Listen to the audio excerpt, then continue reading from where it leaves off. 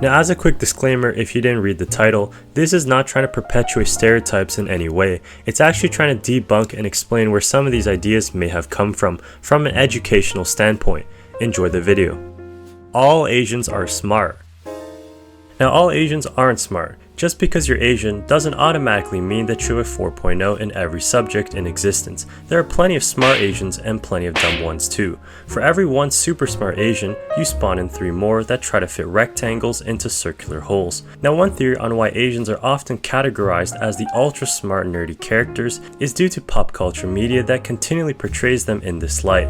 Now, another theory is that from a cultural standpoint, that there is more of a focus to put a lot of emphasis on studies rather than creative fields and pursuing individuals' own passions. Now, education in a lot of Asian countries has a great impact on future careers and status, and so those who come from an international basis to North America may appear as hardworking or smart. There's also the relative easiness of North American secondary education compared to Asia. The CSAT from South Korea, Gaokao from China, and JEE in India are just some examples of entrance exams that are far more challenging than something like the SAT. So when you've been exposed to conditions like that for all your life and then come to North America, people are going to call you smart.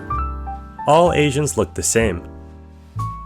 Now, Asia consists of 48 different countries, and the fact that every single one of these countries are grouped as looking identical is absolutely absurd. Now, oftentimes Asians are put into one large group that is overrepresented by East Asia, China, Japan, and South Korea. Now, when someone asks you, "Hey, are you Asian?"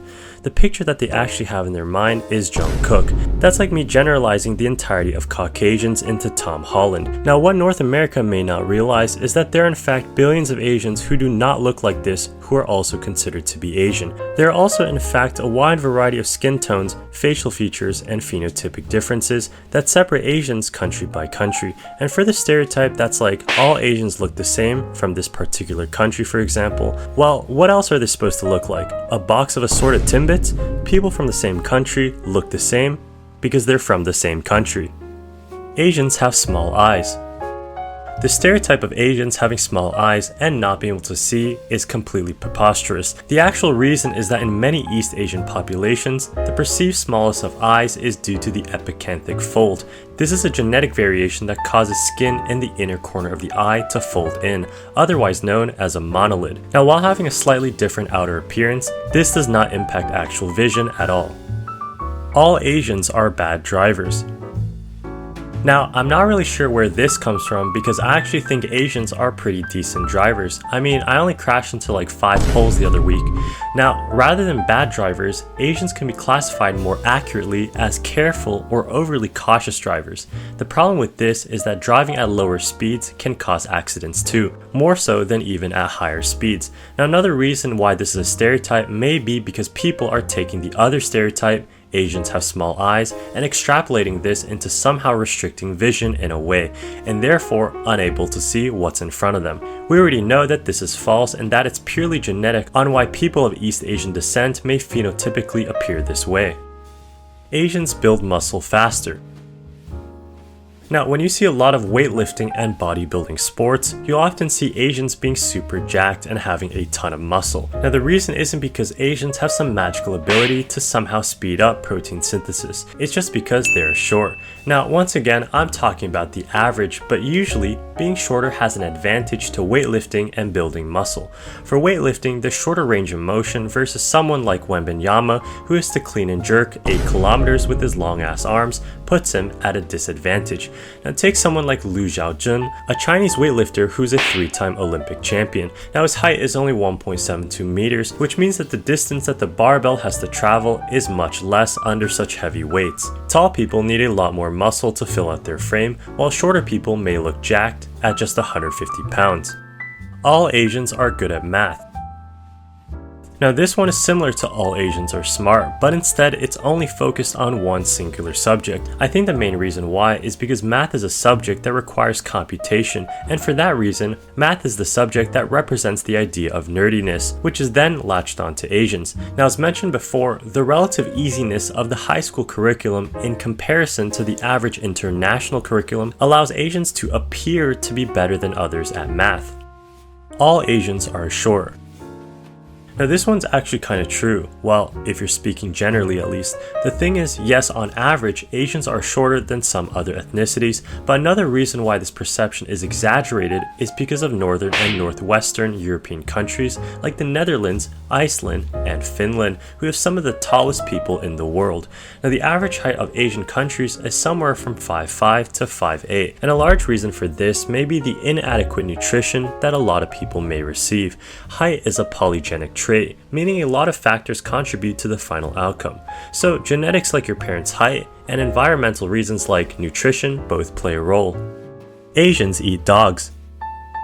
Now this stereotype is mainly targeted towards East Asian countries like China and Korea, which does have a history of eating dogs. However, there's been a massive shift in perception for dogs to be pets rather than food, and today the practice is rare. Now just like any animal, dogs were a source of protein and believed to have medicinal purposes. Now the reason why this idea is so appalling in the first place is due to the idea of a dog being man's best friend. However, if you think about it, there are far weirder delicacies worldwide, like snakes, snails, and even tarantulas. But why do we draw the line that it's unacceptable to eat certain animals but not others? Cows are fine, chickens are fine, seafood is fine, but when you get to something like cats or dogs, the ethics are then somehow applied more harshly. Asians have small dicks. Now statistically, yes, this is true. However, this is by a very small margin, and it's also generalized over billions of people. Now the problem with this stereotype is the margin of difference is way over exaggerated to the point where it hurts the reputation of Asians, when in reality, on an individual basis, the difference isn't that big. All Asians love anime, boba, League, and Val. Now these three things specifically mentioned are the most stereotypical thing you would see on an Asian starter pack. Now first of all, boba is a great drink. Now people only think that Asians drink boba because it originated in Taiwan in the early 1980s. Now just like the statement, all white girls only drink Starbucks is a huge generalization, places like Coco and Chat Time attract a lot of Asians because it's a good place to socialize. Now as for anime, it literally refers to animation originating from Japan. Now as many Asian fans there are for anime, there's undoubtedly an international audience who consumes this media as well. But just like boba, just because it originates in an Asian country doesn't mean only Asians like it. Now as for League or Val, you probably shit yourself if you see a guy containing a name with only Korean or Chinese characters. Now one reason may be the growing culture. Now for example, Koreans especially have dedicated team houses that is used for hours of practice on these games to grow their own individual skill. Now the rising living conditions mixed with huge populations also bolsters the amount of players represented from these countries. All Asians play piano. Now chances are, you probably met an Asian person at your school who, surprise surprise, plays the piano. Now it doesn't have to do anything with them being Asian and therefore somehow being more attracted to playing this specific instrument. In a lot of Asian households, there's a cultural emphasis on musical education at a very young age, which is almost seen as prestigious in a way. Now instruments like the piano and violin are highly regarded in Asian cultures that illustrate cognitive development and discipline in an individual. Now you may have noticed that once the individual reaches university, their interest in the piano is forgotten, and so you hear a lot of Asians say, "I used to play it when I was younger, but I don't anymore now." All Asians major in engineering, comp sci, or science.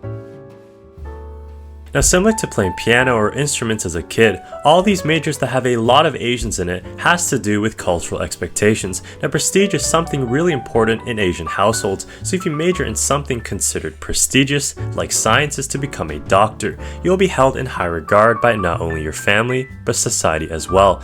Now this is unfortunate because a lot of other professions who are equally as important to society are recognized a fraction of the time.